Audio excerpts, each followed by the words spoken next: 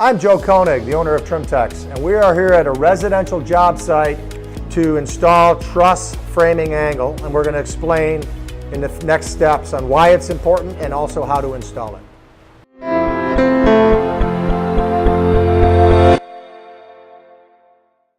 Conventional drywall finishing is paper taped right here. When this truss moves upwards, it tears that paper tape. Truss backing angle contains the drywall, letting the trusses be independent. The trusses can move independently from all interior walls of the house, eliminating any tearing of the paper. This product is the same size as the top plate, so all you have to do is match the top plate, the bottom edge of the top plate.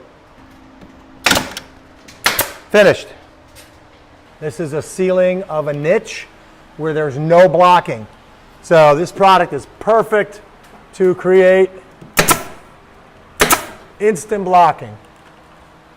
In this demonstration, we're going to show you how the ceiling drywall goes up and then the wall drywall butting to it. So notice we have a 16-inch line marked on the drywall already, and here we go.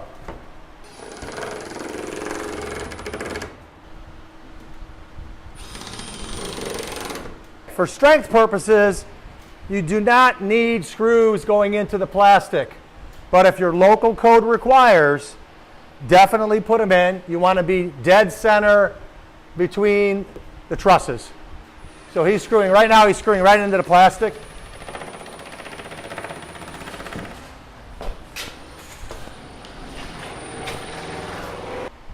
Once the ceiling in the house is completely hung and you start hanging the drywall on the walls, rest assured this is a fully contained system. The angle supports the top of the drywall, whether you have screws or not. Then your wall drywall finishes the full containment.